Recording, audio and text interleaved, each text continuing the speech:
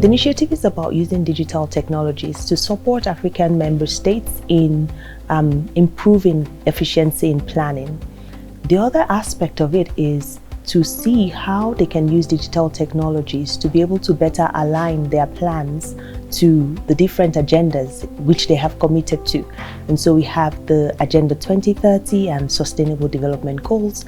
We have Agenda 2063 as well as different other frameworks like the Doha Program of Action for Least Developed Countries. Now we have the Awaza Program of Action for Landlocked Developed Countries, and of course Antigua and Barbuda agenda for small island development states.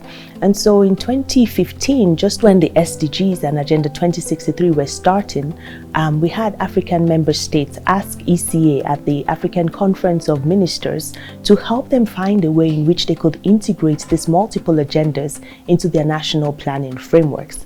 And so the initiative was birthed, called the Integrated Planning and Reporting Toolkit. And the toolkit does a few things. Number one, it helps to digitalize the plans and provide a platform whereby countries have the result frameworks of their plans on a digital platform. Secondly, it allows them to do in a digital manner the alignment of the goals, the targets, the indicators of the SDGs of Agenda 2063 to their own national plans, because this was becoming a big concern for member states. And then thirdly, it acted as a platform for monitoring and evaluation of the plans. Now we find that different member states at various parts or various stages in terms of planning and technology and digitization.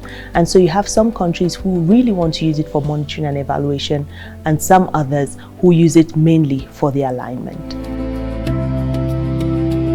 Countries are committed to the SDGs. They're committed to Agenda 2063, but fundamentally, your plan is where your vision is captured. And if you're not capturing the commitments that you've made in your plan, then they are less likely to be achieved or accomplished.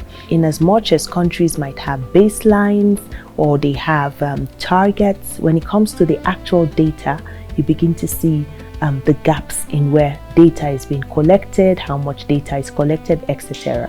And it also helps countries to begin to question if all the indicators they've put in their plan are necessary for them to monitor, because at the end of the day, they may have several indicators, some even have thousands, but how many of those are really going to be monitored or evaluated?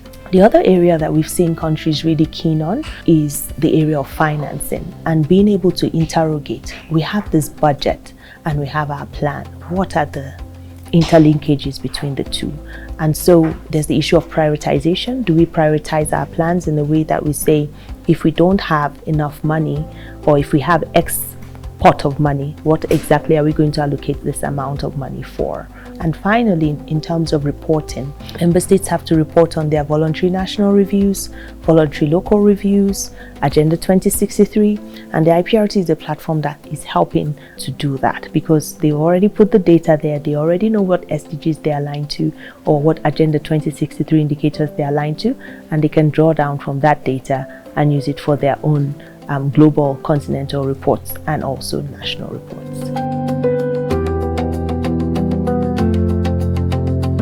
In all, we see member states really appreciate the toolkit, and you find certain countries even asking to use more and more of it. With that, they were able to make evidence-based policy making. And so you see countries moving from one cycle to the next, whereby in the one hand, if the alignment levels were a bit low, by the next time, it's a bit higher, because then they have the information to be able to see where there were gaps within their plans and the SDGs and Agenda 2063 and make improvements.